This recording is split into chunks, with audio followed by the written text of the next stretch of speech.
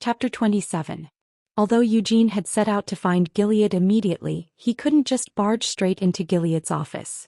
While casually exchanging greetings with the main family servants, Eugene sent through a request to meet with Gilead. Before long, the head butler arrived to personally escort Eugene to Gilead's office. "You should really think it over before deciding," Cyan attempted to persuade Eugene. "I've already given this matter a lot of thought before coming to my decision," said Eugene. Cyan took a deep breath and swallowed his protests.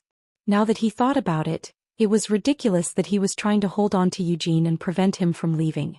If that monster were to turn his hand towards learning magic, wouldn't that mean his training in the martial arts would slow down? That would actually be better for me, Cyan realized. Although Eugene's progress might be ahead of his for the moment, Cyan would also rise to the 3rd star within the next few years. So Cyan decided to see Eugene's departure as more of an opportunity. Of course, Cyan had no intention of being satisfied with just reaching the 3rd star of the White Flame formula. He hoped to have somehow reached the 4th star by the time he became an adult. But can I really? Truthfully speaking, he had his doubts. In the history of the Lionheart clan, there wasn't a single person who had ever managed to reach the 4th star of the White Flame formula while in their teens. Even the family ancestors who had made a name for themselves as geniuses, and even Gilead and Guion had all been stalled at the 3rd star before they had become adults. In other words, just being able to rise to the 3rd star of the White Flame formula at this age was enough for him to be compared to his genius predecessors. However, such thoughts merely filled Cyan's mouth with a bitter taste. Eugene and Cyan were both currently 17, but today, Eugene had already risen to the 3rd star of the White Flame formula. That was an unprecedented speed of advancement. It wasn't like this was the first time that monstrous child had left his mark in the history of the direct line, but Cyan gave a heavy sigh as he turned to stare at Eugene's back. Eugene was currently in the middle of waiting for a reply from the other side of the door before he could enter Gilead's office. "I too." Cyan forced himself to swallow another sigh that almost fell from his lips and faced forward once more. It had already been 4 years since Eugene had joined the main family. Since then, Cyan had suffered countless defeats to this absurd brother of his, with whom he didn't even share a single drop of blood. These successive defeats had taught the young Cyan an unquestionable lesson. Despair is nothing but nourishment for further despair. Instead of spending any time in despair, shedding even a single drop of sweat in an effort to improve was far more useful. Tisk. Cyan clicked his tongue as he recalled an unpleasant memory. This wasn't a lesson that Cyan had managed to learn all by himself. When he was still a child, the despair from his inability to defeat Eugene had led Cyan to hide in his room and cower beneath his blankets. However, Eugene had thrown open the door, barged into his room and kicked Cyan in the ass. "Do you really think that I'll just play around while you do shit like this?" Even if Cyan was consumed by despair, Eugene would continue to train without taking even a single day off. As such, the difference between them would only continue to grow. After Cyan reminded himself of this lesson, he left Eugene to his own affairs and headed to the gymnasium. "What are you doing here so early in the morning?" Gilead welcomed Eugene into the room with a bright smile on his face. Instead of getting to the point immediately, Eugene first bowed his head and said, "I've come because I have something that I would like to report to you." "Report?" Gilead asked, tilting his head to the side as his eyes gleamed with curiosity. He was curious about what kind of surprise his adopted son would be bringing him this time. As he sat down on the sofa, Eugene began speaking. "Just this morning, I reached the 3rd star of the White Flame formula." At these words, Gilead unconsciously leaped up from his seat. "Is that true?" he demanded. "Yes, sir, it is," admitted Eugene. Gilead rushed over with hurried strides. Meeting his unspoken request, Eugene began resonating the stars circling his heart. As white flames engulfed Eugene's body, Gilead took a deep breath in astonishment before bursting out laughing. "Ha ha." After taking in Eugene as his adopted son, Gilead had gone through so many different things that he had thought that he could no longer be surprised by anything. However, once again Gilead couldn't help but be astonished. Was it really possible for him to reach the 3rd star of the White Flame formula at just 17 years of age? Even among all his predecessors, no one had managed the 3rd star at Eugene's young age. As Gilead plopped down on the seat in front of Eugene, he shook his head. "Adopting you into the main family, Might just be the best thing that I have ever done, Gilead admitted. This is all thanks to the patriarch's support, Eugene replied with a faint smile. Although 4 years had passed since he'd been adopted, Eugene had yet to call Gilead father. The only one he called father was his biological parent, Gerhard. Gilead didn't feel any unpleasantness due to this. Instead, he approved of Eugene's filial piety to his biological father and was proud of how considerate his adopted son was. But if only such an impressive child was truly his son, then no one would raise any objections to Eugene becoming the next patriarch. On the contrary, everyone would actually be united under the opinion that Eugene should become the patriarch. I shouldn't have such thoughts. Gilead attempted to discard this dangerous idea with a shake of his head. Such careless thoughts would lead to bloodshed and death. For the clan and of course his family as well, Gilead didn't want to force his children to have to bear their knives at each other. After he finished casting off such thoughts, Gilead continued, "My support, you say? I don't believe that I gave you anything too impressive. So this achievement is all the result of your hard work. But it was all thanks to the patriarch's support that I was able to work so hard," Eugene argued. After carefully examining Eugene's smiling face, Gilead burst out laughing. "It looks like there's something you need," he observed. Without any hesitation, Eugene confessed, "I want to learn magic." In the past he had had to pay attention to maintaining his childish facade while speaking to Gilead, but now there was no longer any need for that. Eugene had grown up quite a bit and Gilead had gotten used to Eugene's forthrightness over the past 4 years. "Magic?" Gilead asked. Eugene trailed off. "Since you've already come to ask for my permission, you must have thought it through already, no? I want to go to Aroth." Although Gilead had expected this, he couldn't hide his uneasy reaction when Eugene mentioned the magic kingdom of Aroth. If he wanted to learn magic, then Aroth was definitely the best place to go. And if it wasn't for what his eldest son Uad had experienced in Aroth, Gilead wouldn't have felt any discomfort from these words. "Aroth, you say," Gilead murmured. "I don't need anything else, just your permission," Eugene continued, speaking quickly. From here on, Eugene knew that he needed to be careful with his words. Uad was Gilead's soft spot. Even though he was the eldest son, Uad hadn't made any outstanding achievements in the martial arts. And despite showing interest in magic ever since he was young, the eldest son had failed to show much progress in magic as well. Although he had stayed in Aroth ever since he was sent there 4 years ago, Uad hadn't been able to escape the heavy weight of the Lionheart clan's prestigious name and instead had been made into a laughingstock for having only managed to enter the tower through his connections. Eugene didn't want to get involved with Uad. He only wanted to go to Aroth to learn magic and follow any clues left behind by Sienna. However, if the word Aroth was spoken anywhere in the main estate, whoever heard it instantly thought of Uad. So he needed to be very careful, as Eugene didn't want to create any pointless misunderstandings. Gilead eventually shook off his unease and said, "If that's what you want, then I can only give you permission to go there. Allow me to inform Lovelian first, though. Although I'm grateful for your thoughts, I don't want to receive too much in terms of support."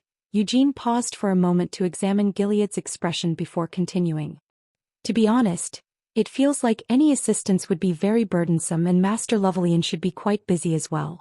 If possible, I would like to try studying quietly on my own without any assistance from Master Lovelian." "That would actually be quite difficult," Gilead said, unable to stop a wry smile forming on his face. "Even if you leave the main estate, you are still a member of the Lionheart clan. The moment you arrive in Aroth, many of Aroth's wizards will be paying attention to you. Even if you refuse it, a lot of people will approach you to make connections to the Lionheart clan. Then I just won't accept their offers," Eugene said determinedly. "Your convictions are praiseworthy," Gilead complimented with a sigh.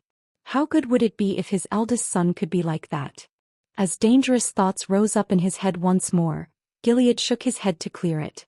"Eugene, just promise me one thing," Gilead requested. "What is it?" Eugene asked.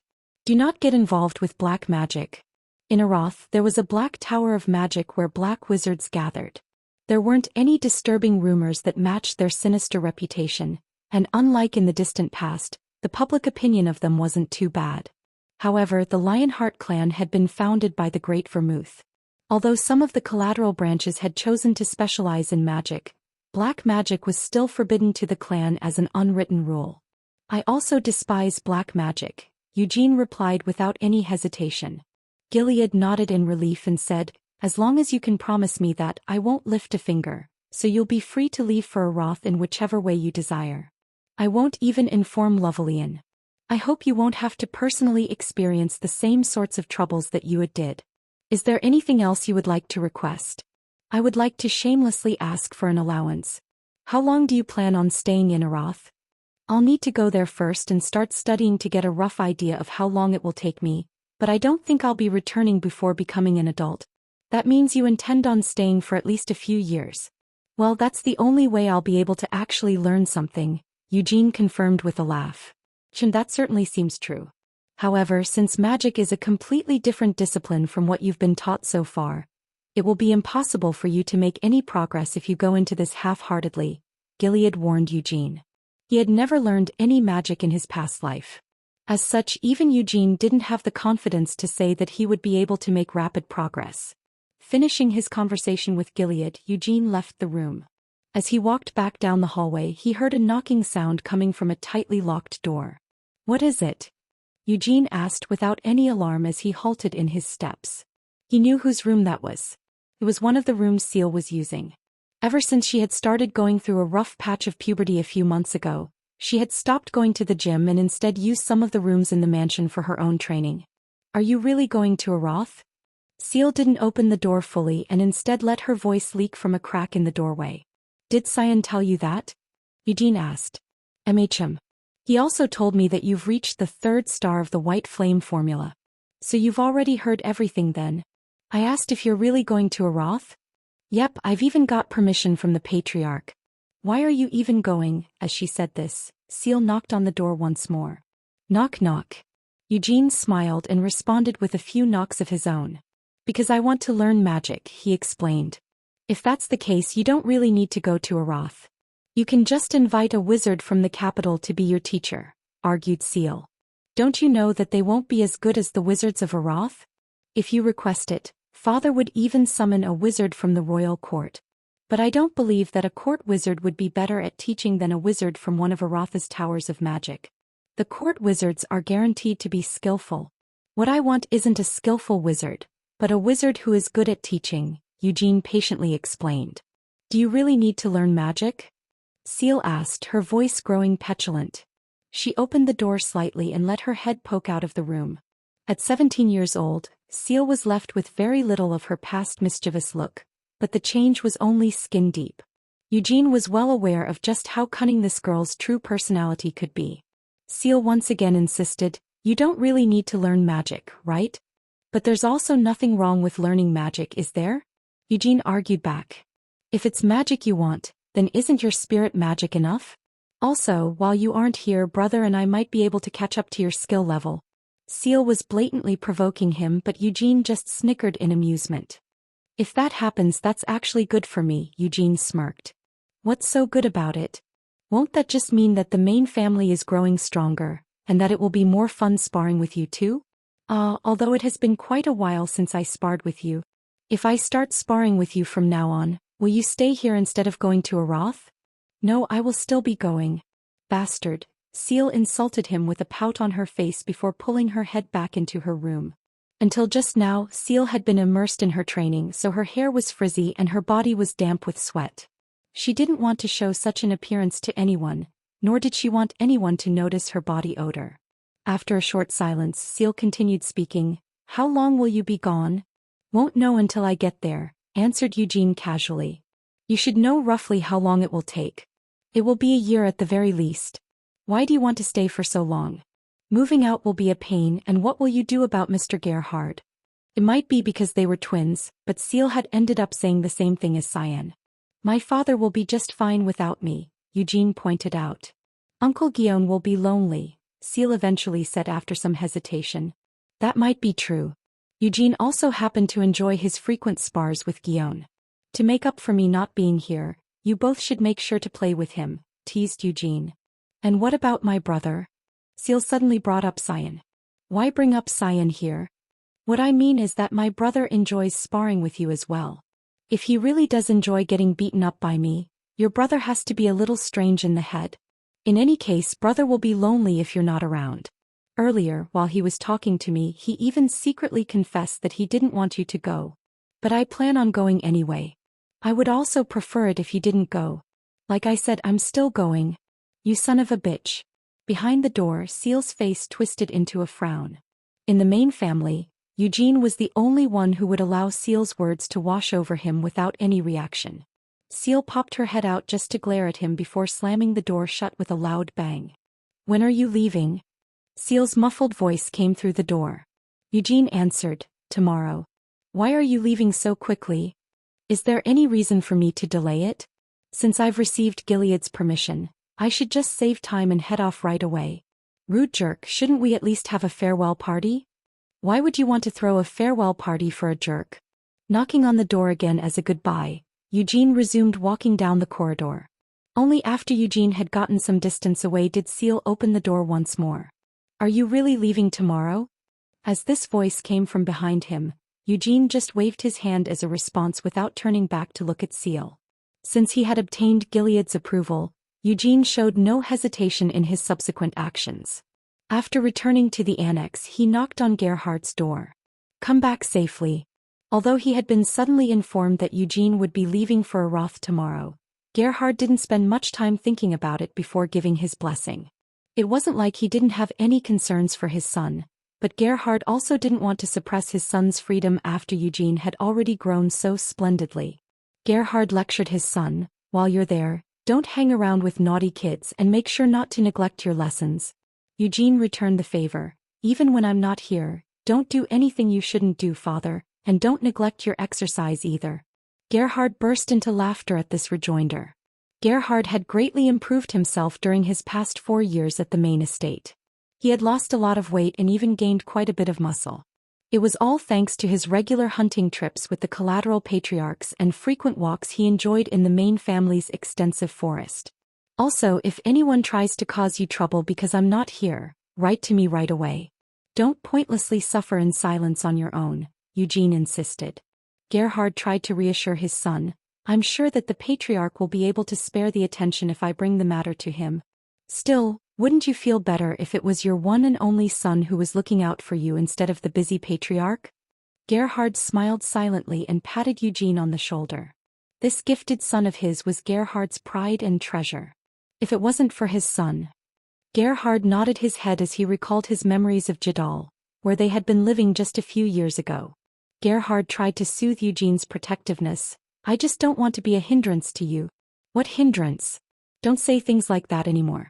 I have never once thought of you as a hindrance, Eugene responded bluntly while poking Gerhard in the side. In any case, I'll be leaving tomorrow. I'll make sure to stay healthy while I'm gone, so you should also make sure to stay safe, father. Got that? Fine. I've got it. Eugene was now taller than Gerhard. Gerhard smiled happily while looking up at his son who had grown so mature. That night, Eugene and Gerhard, as well as all the members of the main family, gathered together and sat around a large table. Even Seal, who hadn't shown her face at dinner in quite some time, was now sitting at the table wearing a nice dress. Although it wasn't a lavish farewell party, they had at least managed to wrangle something into place so that the whole family could offer Eugene blessings for the future as he prepared to leave them for a few years. Various well wishes were exchanged over a table laden with an array of luxurious dishes.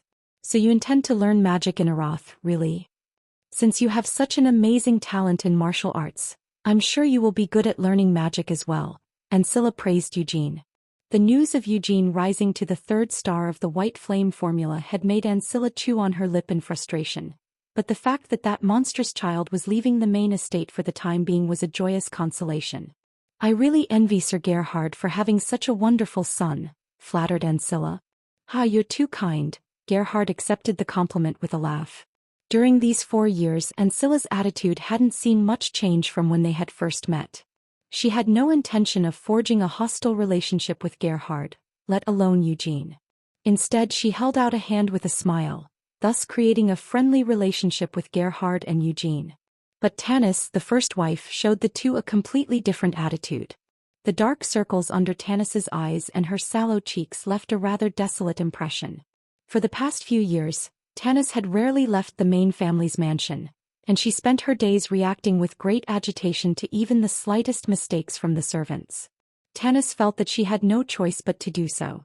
And she felt like she was being driven further into a corner with each passing day. Ued had not been able to become Lovelian's disciple as she had hoped, nor did he manage to forge any connections with Aratha's high-ranking wizards. Since even Guilford and his wife, who had been friendly with Tanis, had left the main estate a few years ago, Tanis had no allies in the current main estate. Although it's her fault for being so prickly, avoiding Tanis's intense gaze, Eugene focused on cutting his meat. Gilead had never discriminated against Tanis. He didn't even force Ued to return despite all the negative rumors. Instead, Gilead kept providing support to shore up Ued's insufficiencies. It was Tanis's own decision to spend her days shunning any contact and clawing at her surroundings. Just as the meal was ending, Tanis suddenly called out, "Eugene." Although Ancilla treated Eugene warmly whenever they met, this was the first time the temperamental first wife had called Eugene by his name all year. Though it wasn't like they had even held frequent conversations in the previous years. Tanis requested, "Once you get to Arath, please take care of your older brother, Ued." Eugene was unable to respond to these words that had suddenly been thrown at him and could only blink in surprise. Tanis continued, "He must have been lonely, staying in Arath all by himself for the past few years. I know that he didn't get to spend much time with you as siblings, but Ued is still your brother." "Yes, ma'am," Eugene eventually replied. "You might be adopted, but Ued is your brother. So, please treat him like a younger brother should." Even as she said this, Tanis's eyes slid to the side. She continued speaking while glaring at Cyan and Seal, who were sitting close to Eugene. "Take care of your older brother. You can at least do that, right?" "I'll do my best," Eugene avoided promising. "Oh my, you're being too insistent, big sister." "I'm sure that Eugene will do what he can." Ancilla gave a polite laugh as she drew Tanis's gaze away from Cyan and Seal with these words. Tanis glared at Ancilla with her narrowed eyes, then pushed her chair back and stood up. "Please excuse me. I'm feeling exhausted. I'll be leaving now to go and get some rest." "You may be excused," Gilead nodded in permission with a perplexed look on his face. Over the past few years, Eugene had gotten quite close to Gilead. Thanks to this, he was able to make a fully informed decision about Gilead's position. Sure enough, the Patriarch seat is a shit place to be stuck on. Eugene never wanted to become the Patriarch. Chapter 28. Although Gilead had offered him an escort, Eugene had vehemently refused. After all, wouldn't it feel awkward being followed around everywhere by armed guards? "It's not like Aratha's public security is that bad, and I'm skilled enough to take care of myself," Eugene had argued. All 5 of the Towers of Magic were located in the capital of Arath. Since he was moving to such a bustling capital city and not some remote village, he wouldn't need any guards. Guion had backed him up. With Eugene's skills, he shouldn't require an escort. Since even Guion had spoken up for Eugene, Gilead could only nod in agreement. The 2 adults were well aware that Eugene had unbelievable levels of skills and experience for someone his age. On top of that, since he had also reached the 3rd star of the White Flame formula, they couldn't treat him like a child any longer. At his age and skill level, Eugene needed to learn how to make his own decisions. Unlike Ued, Gilead washed down the bitter taste that this thought left in his mouth with a sip of wine. The next day, everyone was there to see Eugene off as he headed to the warp gate in the outskirts of the estate's forest. Gerhard, who had been smiling happily the day before, burst into tears at the sight of Eugene leaving. "Make sure to eat healthily and don't skip any meals." "Yes." "If you get sick, go find a doctor immediately." "Yes." "If things get too hard and lonely, don't try to endure it and just come back, got it?" "Yes, I've got it." Eugene responded to each of Gerhard's reminders perfunctorily. It was hard for him to look at Gerhard directly as the man wept in love and concern for his son. In the past, Eugene's acknowledgement of Gerhard as his father had been faint, but strangely, the older he grew, the more he began to feel that Gerhard was truly his father despite having been reincarnated. "He is my real father after all." Even as Eugene realized this, he said out loud, "Stop with the tears already. Do you really think I'm just heading out there to die?" Gerhard paled. "Don't tempt fate like that. I'm just going to learn some magic. Maybe do some sightseeing in the vicinity of Arath as well," Eugene reassured his father. "You've been living in Jadal for most of your life, and for the last few years, you've spent all your days at the main estate. As someone who hasn't really seen the world, I'm just not confident that you'll be fine living in Arath all by yourself." Gerhard trailed off. I'll be fine. So please stop crying. All the servants are watching, Eugene said as he pulled out a handkerchief from his vest and scrubbed Gerhard's cheeks. How about taking Nina with you at the very least? Nina also arrived at the main estate when she was very young, so she's just as ignorant of the outside world as I am. Besides, I've already told her to take this chance and go for a vacation to her hometown. Thank you so much for your consideration, sir, Nina cut in with a smile and a nod. Eugene had personally requested the patriarch to give Nina leave to go on this vacation. Thanks to this, Nina was able to visit her home with a heavy purse and an escort to protect her. I'll be heading off now, Eugene said as he handed the tear-soaked handkerchief over to Gerhard. Although it won't be often, I'll write to you from time to time whenever I remember to. So you need to remember to stay safe as well, father. Gerhard tried to speak, but all that came out was a sob. Geez, I told you to stop crying. Do you really think I won't go just because you keep crying, father? Eugene asked. Why, you'll definitely still go, Gerhard choked out. You know me so well. That's why you should stop crying. Can't you just send your grown-up son off with a smile? Finally, Gerhard stopped crying and put on a smile. But it seemed that Eugene had made a pointless mistake. Looking at Gerhard's tear-stained face, Eugene felt like a nail was being pounded into his chest. Still, Eugene didn't change his decision. Accompanied by his father's tearful smile and the farewells from the members of the main family, Eugene departed for the warp gate. He never looked back even once. Just like in his previous life, Eugene never changed his mind once he had decided to do something.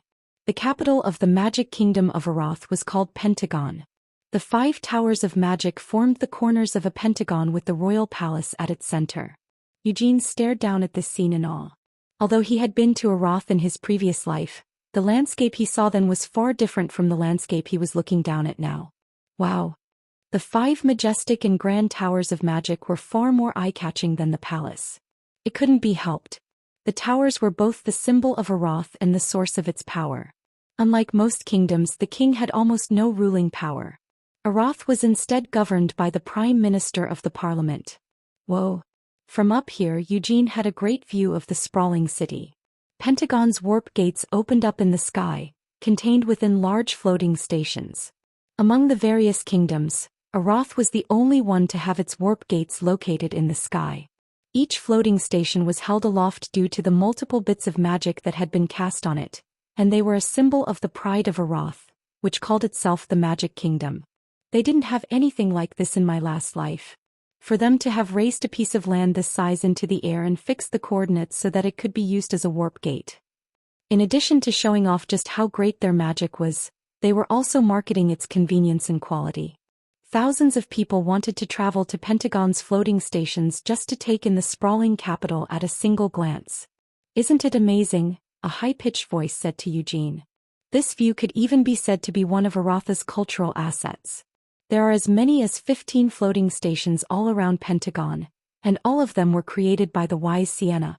Wow, Eugene awkwardly exclaimed. The voice continued its spiel. To go from this East Gate station, which Sir Eugene is currently at, to the Royal Palace, it would take at least half a day even with the help of a carriage. However, just by warping from one floating station to another, we can dramatically reduce the traveling distance. Even a blind person could understand what this meant. Also, there are aerial carriages assigned to each floating station. With these carriages, even those suffering from warp motion sickness can head to their destination while enjoying this view of Pentagon as comfortably as if they were lying in their own bed. Are those also something that Lady Sienna came up with? Of course they are. But there's no need to worry too much. Although they were constructed using magical techniques from hundreds of years ago, they have been continuously improved and repaired, so the annual rate of accidents is very low. But that meant there wasn't a zero chance of accidents. Eugene hummed consideringly. The man standing next to Eugene, chattering away as he gave out explanations, was a guide who worked for the East Gate floating station. Due to the large number of tourists, many guides worked at each floating station. Most of them were young, inexperienced wizards who hadn't been able to enter a tower and instead worked as guides to cover their living costs and tuition fees. It was a mistake to wear these clothes here, Eugene thought with a frown as he looked down at his chest. He was wearing the official dress of the Lionheart clan, which had the Lionheart sigil embroidered on the left chest. thanks to this outfit that he had worn without much thought. A guide had been attached to him the moment he stepped out of the warp gate. The tourist attractions in the Pentagon are... Just one moment, Eugene interrupted the guide to open a tourist brochure. After taking a few moments to check the tourist attractions listed in the brochure, Eugene nodded. I would like to hire you just for today, he eventually decided. If you sign up now, I can give you a discounted price of 4 days for the whole week, the guide offered. It's fine. Let's just sign the contract now. For now, there was only one place that Eugene wanted to go to. After visiting that location, he had decided to head straight for the Red Tower of Magic to see Lovelian. As if he had been waiting for this, the guide pulled out a contract.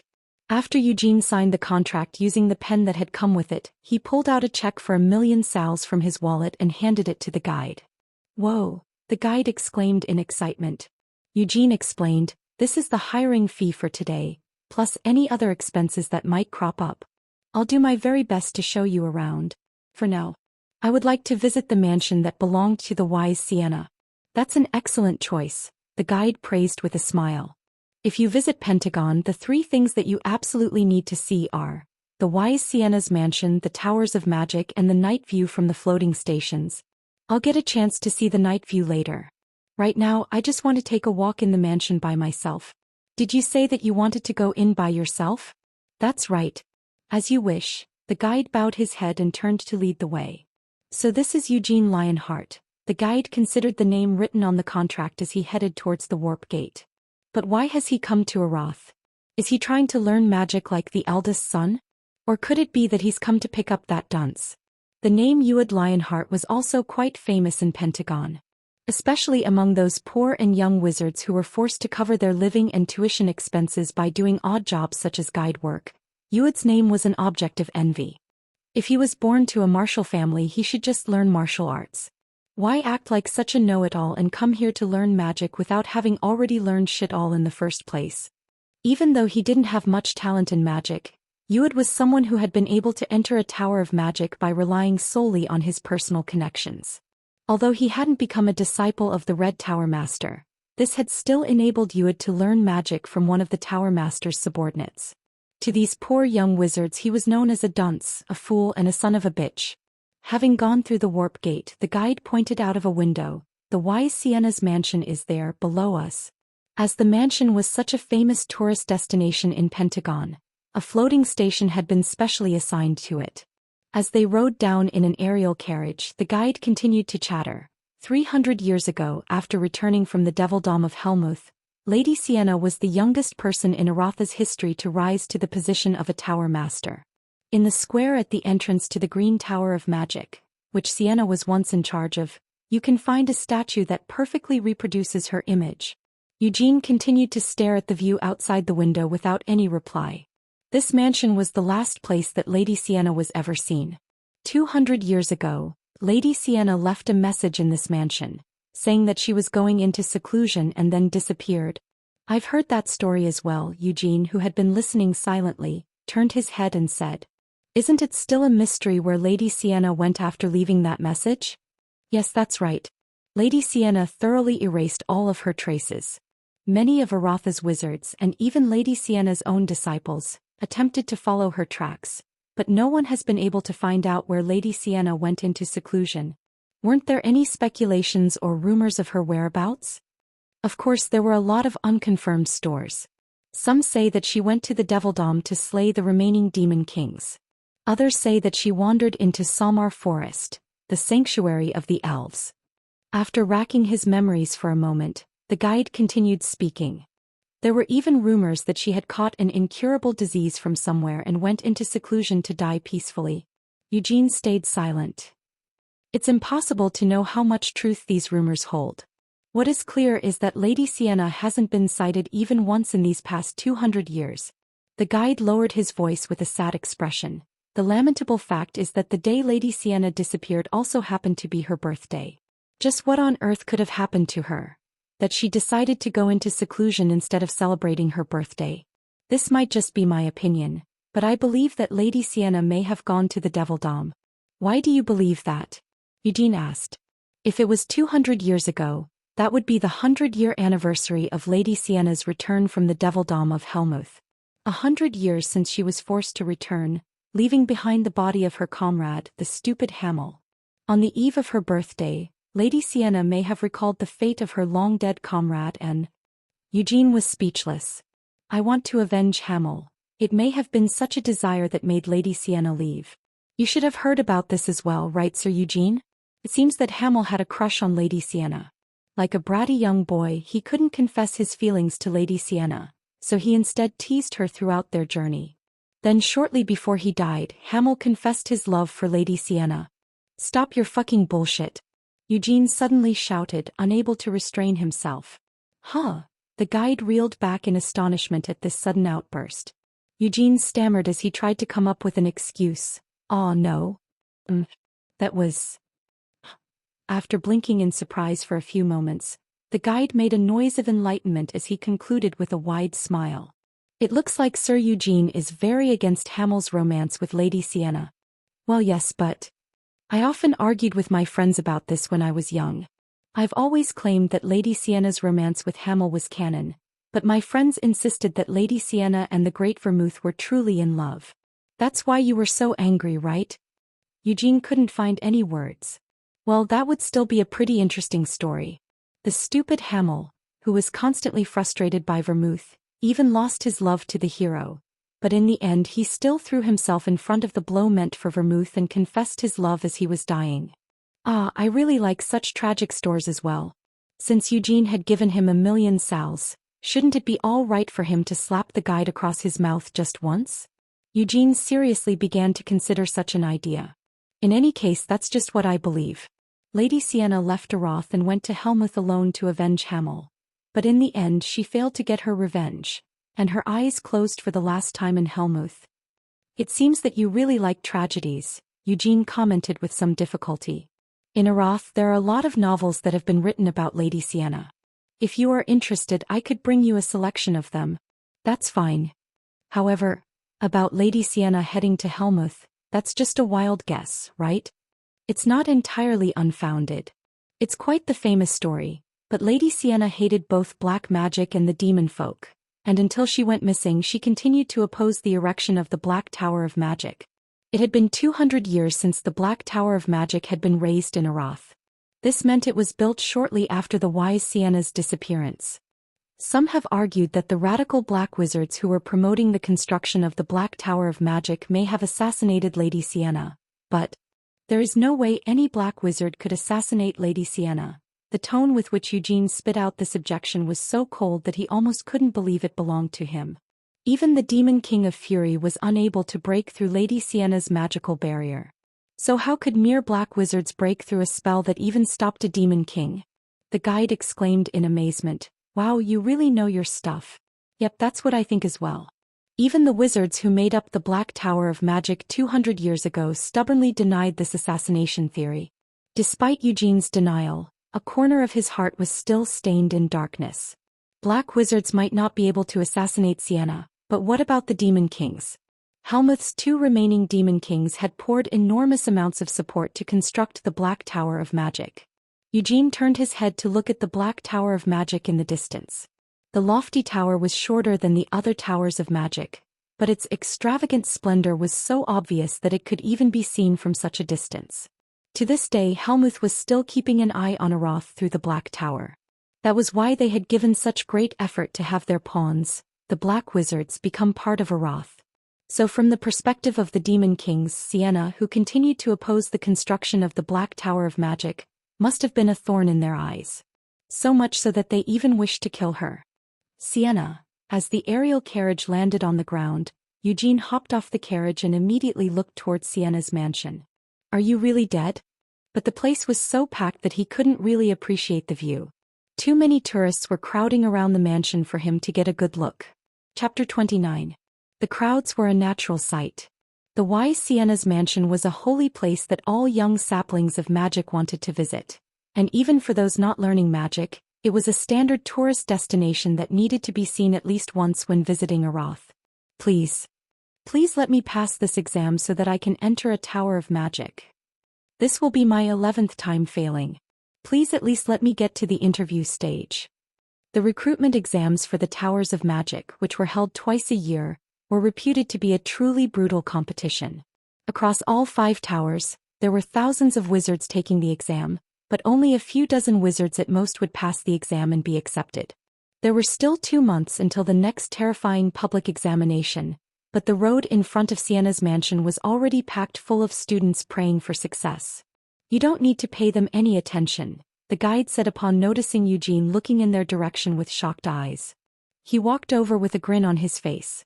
They won't be able to get into the mansion anyway since they don't have the money for it. Is that so? Eugene asked. The mansion's gate fee alone costs hundreds of thousands of sals. And that's just the cost to see the garden. If you want to look inside the mansion, you need to pay several times that amount. Why is the price so high? Because there are still people who are willing to go inside even if they have to pay such a price. There's a superstition that if you pray for help in passing your exam at the portrait of Sienna that's hanging in the mansion's main hall, you will definitely pass the recruitment exam for the Tower of Magic that you plan on entering. Is that even possible? Of course it isn't. A few years ago, after working hard to save enough money, I prayed at the portrait, but I still failed. The guide's shoulders slumped as he admitted this. In any case, the fact that it's so expensive just shows how valuable the opportunity to enter is, right? Since Lady Sienna never married and didn't leave behind any children, all tourism fees from this mansion go to the royal palace. Together with the guide, Eugene headed to the mansion's front gate. Although there were already people lining up here, the Lionheart name proved effective in getting them to step aside. So this is why he told me to keep my formal clothes on. Before boarding the aerial carriage, Eugene had started to feel bothered by all the gazes coming his way, so he had tried to change out of his formal clothes. However, the guide had insisted that he needed to continue wearing them, or at least keep them on until he was done visiting Sienna's mansion. Thanks to his advice, there was no need for them to wait in line. After the guide had pulled the guards aside to have a word with them, the captain of the guards immediately emerged to greet Eugene. Sir Eugene Lionheart, your identity has been confirmed.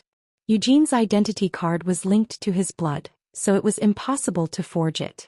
Especially since Eugene's identity card had a rare and eye-catching appearance, as the Lionheart sigil had been engraved on the back of the card after he was adopted into the direct line. Back in the old days we went around carrying badges instead.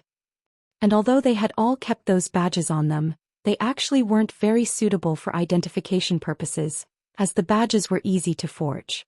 Back in that era of constant bloodshed, it was strength, not a badge, that was used to prove their identities. Even the currency has been converted into some strange pieces of paper. Although the currency had still been called sals, they used to carry around coins made of copper, silver, and gold. But the paper money that they use nowadays, where exactly did its value come from? The world really has changed quite a lot. While Eugene was living at the main estate, he hadn't really felt the difference. But since venturing out into the world, it all felt a little unreal to him upon noticing that so many things had changed from his past. The captain of the guards asked, "How would you gentlemen like to pay for the entrance fee?" With casual ease, the guide replied, "We want a full-course tour of the mansion. Sir Eugene, would you like to pay with cash or card?" Caught off guard, Eugene stammered, "With card." Fumbling, Eugene took his card out of his wallet. This thing called a wallet was pretty awkward as well. Why did you need to pull your money out of these thin leather pockets? Didn't anyone use money bags nowadays? And what's with this card? He'd been told that he could use it without any hesitation whenever he needed to pay for something. It was a black card with the Lionheart sigil engraved on it. A black card. The guide took the proffered card with a gulp. The national banks only issued such black cards to the highest level of accounts. Even though this might tempt thieves to try and steal it, stolen cards could not be used so easily. The public banks had linked cards like these to their owner's blood, just like the ID cards. Whoa. After a slight pause, the captain of the guards took the card with a respectful bow of his head. Once they were done with the payment process, Eugene and the guide were escorted away, not to the crowded main gate but to another more secluded gate instead. "Please enjoy the tour." The captain of the guards saw them off with a bow. While still ruminating on the acute difference between the current day's common sense and the common sense he had inherited from his past life, Eugene put away his wallet. "I'll just have to try and get used to it. Even when Eugene was back in Jadal, he had hardly ever left the mansion. After all, once he left his mansion, all there was to see were endless fields of wheat. And after he was adopted into the main family, Nina was there to bring him whatever he needed, so he devoted all his time to training his mana and martial arts. "How long would you like to stay here?" the guide asked politely. "Maybe 1 or 2 hours?" Eugene answered, sounding unsure. "If that's the case, then I'll wait out here until you're done," the guide replied with a smile. Eugene absent-mindedly nodded and turned away from him. At first he had wondered why someone would even need a guide, but now he found it convenient to have someone handle the troublesome work for him. "Now then," Eugene took a deep breath before putting his best foot forward. "Let's take a look at how that chick lived." Sienna's mansion was huge. It was a home that she had lived in for over 100 years. During that time, Vermouth had married more than 10 wives, and even that foolish Molin had gotten married and had several children. However, Sienna never married. She didn't even live together with her 3 personal disciples. Except for her servants, Sienna had lived in this spacious mansion all by herself. If she lived here for 100 years, it wouldn't have been strange for her to have married and even gotten to her grandchildren. Because of her faith, it was normal for a niece to not get married. But what about Sienna? If she was going to live that long, wouldn't it have been better for her to get married and have children like Vermouth and Molin, just so she wouldn't get lonely? "Hey, what are you going to do after all this?" This memory, when did it come from again? It was probably sometime after they had killed the 5th-ranked Demon King of Carnage. In the ruins of the Demon King's castle, while everyone was still exhausted from the battle, they had set up an order for the watch. On a night when everyone else had fallen asleep out of exhaustion, Hamel had been bandaging the wounds on his body when Sienna, who was next up for the watch, suddenly opened her eyes and had asked him that question. "Why are you asking that all of a sudden?" "I'm just curious. Since we're going through all this shit in a hellish place like this when we're meant to be enjoying the bloom of our youths, shouldn't we at least get to enjoy some happiness once all this is over?" "I've got no idea. Never given it any thought. Molin, that idiot, says he wants to become a king. Doesn't that sound hilarious? Crazy bastard. What a load of bullshit. Why on earth does he want to become a king? Hey, leave him alone. It's what he wants to do. Everyone has the right to dream. Have you been drinking? Everyone has the right to dream. See this? I'm getting goosebumps from the cringe. Scumbag. Even though I was trying to be sincere. Then what do you plan on doing once this is over? Do you want to become a queen like Molin? Are you crazy? Why would I choose to do something so boring? But you're implying that something like that isn't impossible for you? Of course it's not impossible. If we return after slaying all the demon kings, won't they still try to pawn kingships onto us, even if we tell them not to? Molin has probably thought of that as well, and that's why he says that he wants to become a king. So then, if you don't want to become a queen, what do you want to do? For me, I'd like to. Eugene looked up at the portrait.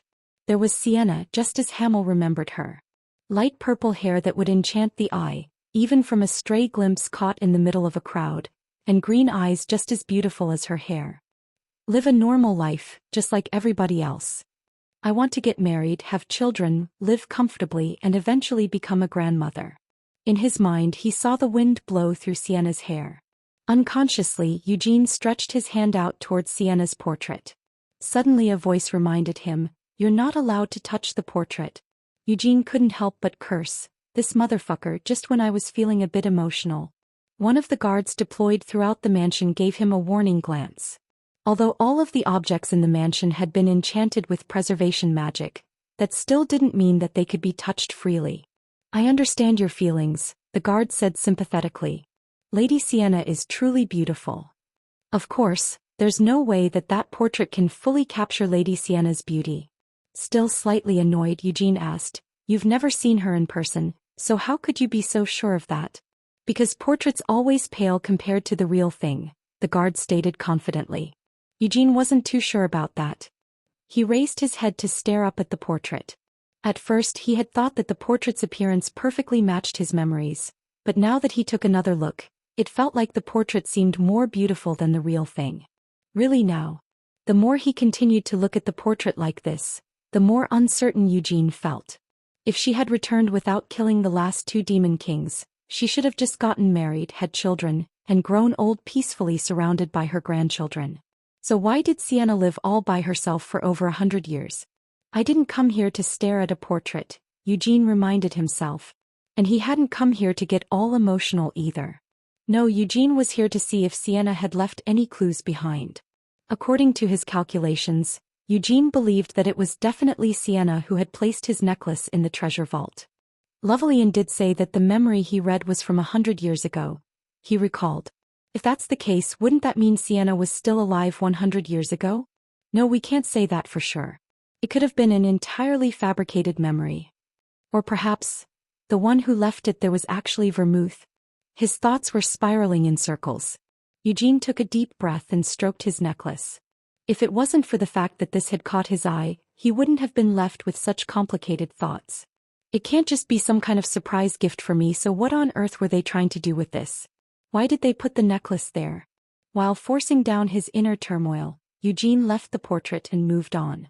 Although there were many things to see in this spacious mansion, the most remarkable sight of all was the basement that had been entirely transformed into Sienna's personal study.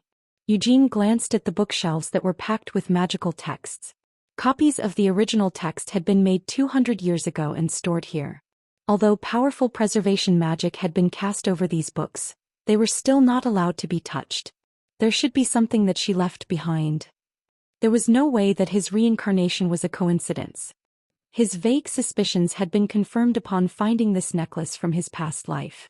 The necklace hadn't been registered by the treasure vault's magic, and a fake memory had even been laid over it. What are the odds that the necklace just happened to be in the treasury and I just happened to stumble across it once I entered? It all sounded impossible. While it was already extremely unlikely for him to have been reincarnated with his memories intact, for him to coincidentally be reunited with a keepsake from his past life.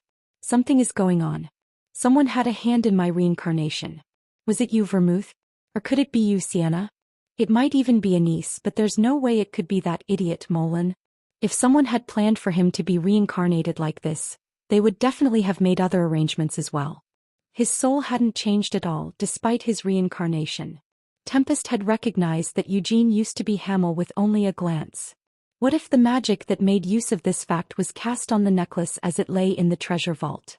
Then wouldn't it make sense for the necklace to go undiscovered by anyone for hundreds of years, only to reappear in response to Hamel's soul?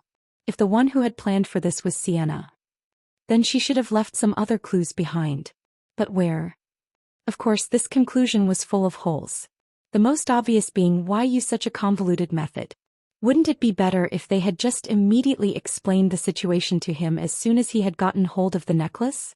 But if they were using such a cumbersome method, there must have been a good reason for it. However, what on earth could that reason be? I can't fucking figure it out, Eugene cursed after wandering through Sienna's study for quite a while. He had traversed through the entire maze of bookshelves, scanning through the titles in the tightly packed bookshelves. However, he hadn't managed to find anything. So he left the study and headed upstairs. He took a look in Sienna's bedroom and the many other rooms as well. But nothing stood out in his sight. I really have no fucking clue. As he scratched at his hair in frustration, Eugene stared up at the portrait. So I guess I'll just have to do things my way.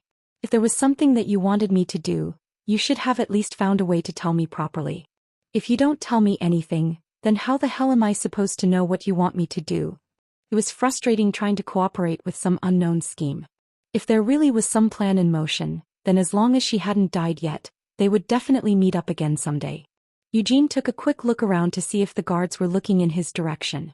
Once he confirmed that they weren't, Eugene raised his middle fingers to Sienna's portrait. If that pisses you off, you can come right at me. In the first place, he was the one who had been reincarnated, not Sienna. As long as you're alive, that is.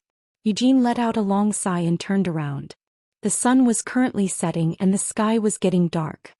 He had been so focused on his search that he hadn't realized how much time had passed. Did I keep you waiting for too long? Eugene asked guiltily. It's fine, the guide replied. Even though Eugene said he'd be out in an hour or two, the guide, who had been left waiting outside for twice that time, forced a smile. It looks like you really enjoyed the tour, the guide commented. Well, it's just that I ended up spending a long time thinking about various things. And it didn't help that the inside of the mansion was really spacious. Eugene tried to excuse himself. The guide changed the subject. You saw Lady Sienna's portrait, right? Yes, it was a really beautiful painting. That beautiful appearance along with her unprecedented magical abilities that would even shame a demon king. Lady Sienna could truly be called a goddess of magic.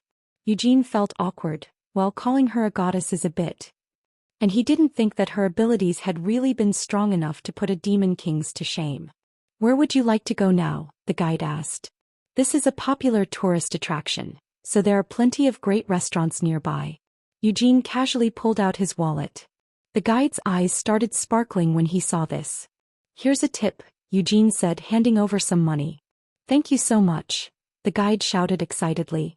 I'm fine with not going to a restaurant, so let's head straight to the Red Tower of Magic. Once we arrive there, your work is over for today. Ah. At these words from Eugene, the guide's expression stiffened slightly. Yes, sir, please follow me. Swallowing his jealousy, the guide continued to act professionally. Unlike that foolish eldest son, at least this adopted son had given him more money than he would have been able to earn after months of working as a guide. And at least he's shown that he has true skills, the guide argued to himself. Unlike the eldest son whose only virtue was being born to the direct line, Eugene had been recognized for his abilities and been adopted into the main family despite being born to a collateral line. The guide took the lead as he used these thoughts to soothe his depressed feelings. Is it okay if I ask you something? Eugene suddenly asked. Of course, as long as it's something that I can answer, the guide proclaimed. It's about Ued Lionheart. As they were riding an aerial carriage on its way to the Red Tower of Magic, Eugene casually brought up his name. He's my elder brother, but have you heard of him? Among the younger generation of wizards in Pentagon, there are only a few who don't know that name, the guide replied while giving Eugene a nervous look. Noticing his expression, Eugene smiled warmly and said, There's no need to be nervous. I just brought it up since we're heading to the Red Tower, and we're indebted to them for taking care of him. Yes. Hasn't my older brother been staying with them ever since he arrived 4 years ago? I'm not sure if you know of our family situation, but I wasn't originally a part of the main family and was instead adopted into it. Just as I was being adopted into the household, you had left the main estate and headed to Aroth. Yes, I'm aware of it. It's quite the famous story. Was it really that famous? Eugene had been living in the main estate for the past few years, so he was in the dark about the rumors spreading outside. Eugene continued, Thanks to that, I haven't been able to meet with my older brother, Ued, even once since I was adopted into the family. That's why I would like to ask, by any chance have you heard any rumors concerning my older brother? The guide dithered uncertainly. All I'm asking you to do is to tell me any rumors concerning my older brother, Eugene pressed, his eyes narrowing. The guide's Adam's apple bobbed as he felt the subtle pressure coming from Eugene. The rumors that I've been able to piece together about my brother aren't very substantial, Eugene admitted. But I can roughly tell that there aren't many good things being said about him. So don't you think I need to learn a bit more about my brother, just so that I don't make a mistake when we meet? Yes, well, the guide still proved hesitant. Of course I won't feel offended by your words, nor will I punish you for any slander. I won't reveal the source of my information to the main family, especially not to my brother. I can swear all this on my family name. Since Eugene had gone so far as to swear a vow, the guide had no choice but to nod in agreement. Eugene's gaze was far too piercing for him to try and insist that he didn't know anything. He had heard that Eugene was currently only 17, but how could his gaze be so overbearing? If Eugene were to give them this look, even mercenaries who had wandered the battlefields for decades might run away with their tails between their legs. The guide finally started spilling everything. Well, I also don't know much about him, but... Please speak freely, Eugene prompted. About Sir Ued, I've heard that he leaves the Tower of Magic every night to indulge himself in certain forms of entertainment. Entertainment? How old was Ued again? He was 2 years older than me, right? At 19, Ued was at an age where his youthful vitality could keep him up at night. By entertainment, do you mean he indulges in alcohol and women? If it's those sorts of things, isn't that rather normal for someone his age? Eugene asked skeptically. The guide hesitated. No. It's not that kind of entertainment. This really is just a rumor, but... If rumors are spreading, there must be a good reason for it. Stop dawdling and spit it out already. What's this all about? Sue. What? I said it's a succubus, the guide finally revealed, blushing in embarrassment. That crazy bastard, Eugene growled, his eyebrows shooting upwards in surprise. Chapter 30. Succubi were a species of night demons. 1. That were so famous almost no one was unfamiliar with them.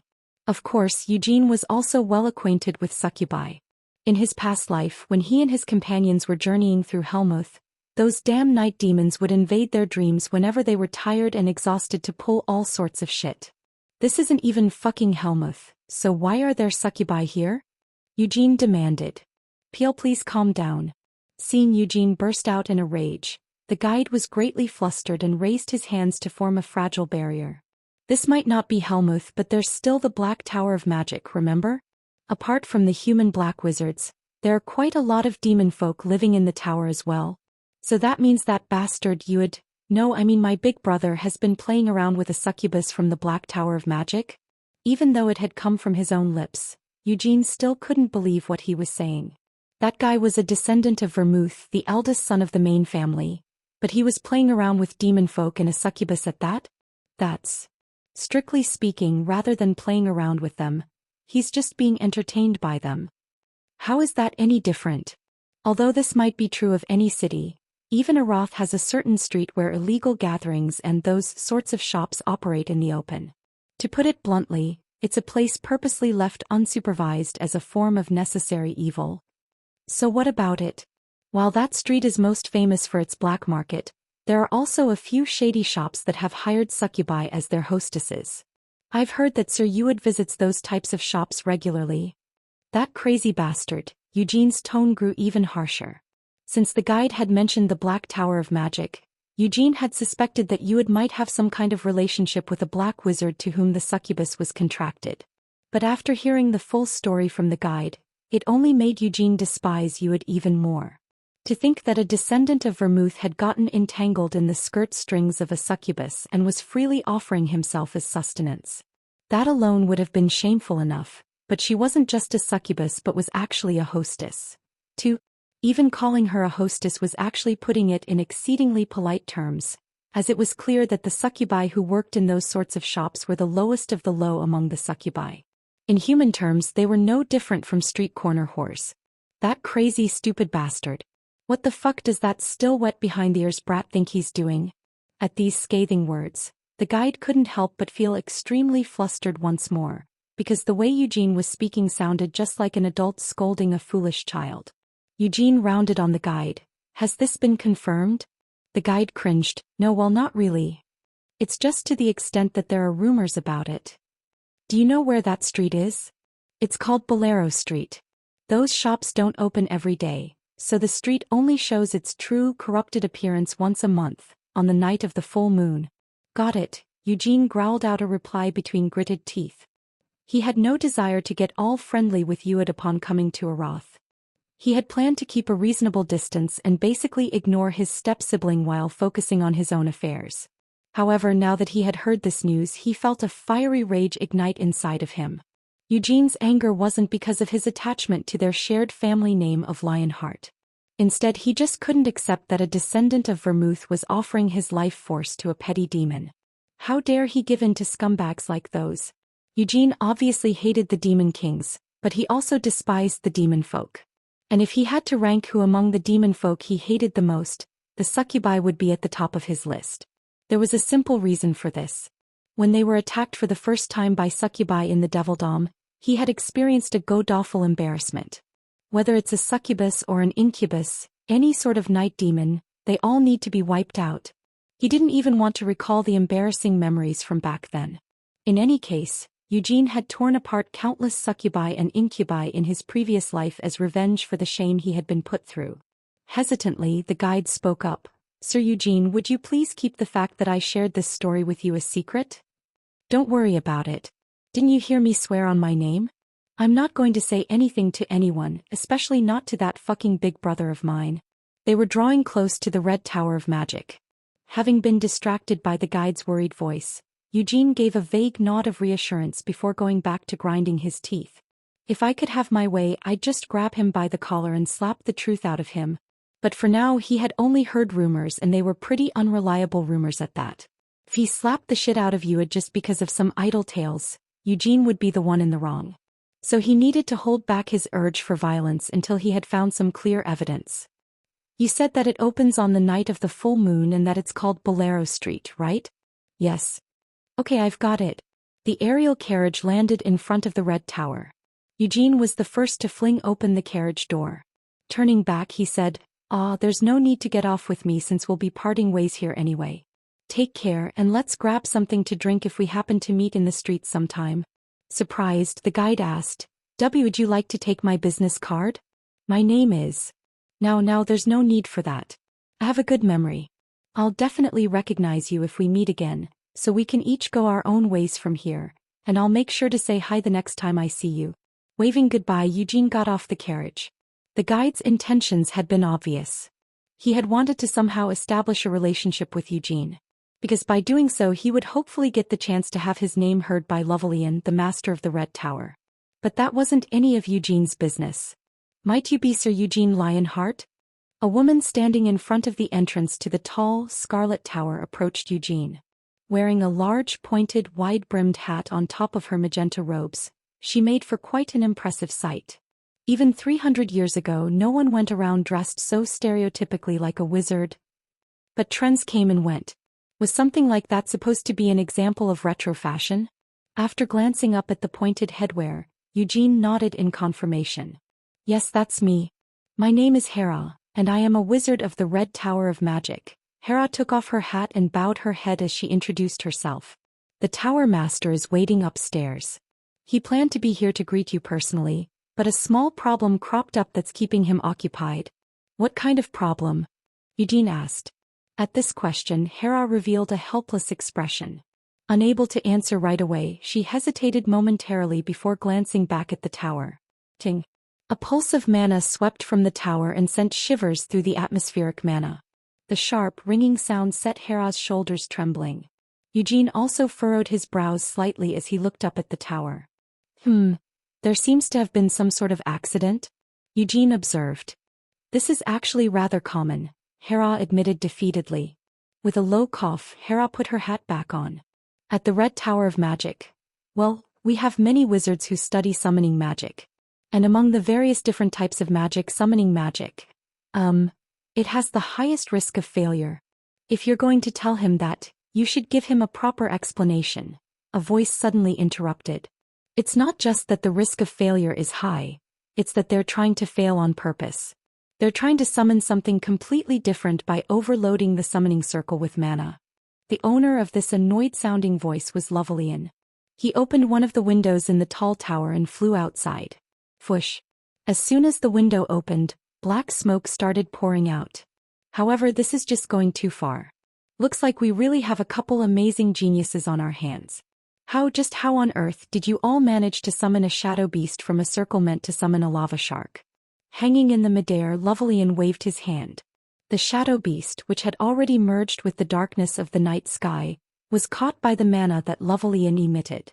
Your spirit of creative experimentation is alarmingly amazing. What were you planning to do by summoning a demonic beast that you couldn't even handle? What do you think would have happened had the shadow beast escaped because of your mistake? Thankfully we'll never know for sure, but over 100 people could have died before it was caught. We were sorry. The young wizards who followed Lovelian out of the tower kept bowing their heads in apology. However, Lovelian's rage couldn't be appeased so easily. They must be insane, agreed Eugene in disbelief. The shadow beast was a demonic beast that stalked the knights in Helmuth. Like most demonic beasts, the shadow beasts weren't fully sentient. Instead, they were equipped solely with an instinct for destruction. If that shadow beast had managed to escape into the night sky, it would have immediately started hunting down the capital's inhabitants. The wizards tried to make excuses. We never meant to summon a demonic beast. We just... From now on, you guys can be the tower masters of the Red Tower, Lovelian suddenly declared. Huh? The wizards gaped in shock. Even I wouldn't be able to summon a shadow beast from a lava shark's summoning circle. That would absolutely never happen. So, doesn't this mean you managed to perform a feat of summoning that even I couldn't? Since that must mean you're better wizards than me, You should be the Tower Masters of the Red Tower instead. Tower Master. Do you really think I have stones for eyes? Your summoning circle was flawed from the very start. Even if you make a mistake, you should at least try to get the basics right. This demonic beast could only be summoned if the very foundation of the summoning circle was screwed up. Lovelian suddenly roared even louder. Pack your bags and leave immediately.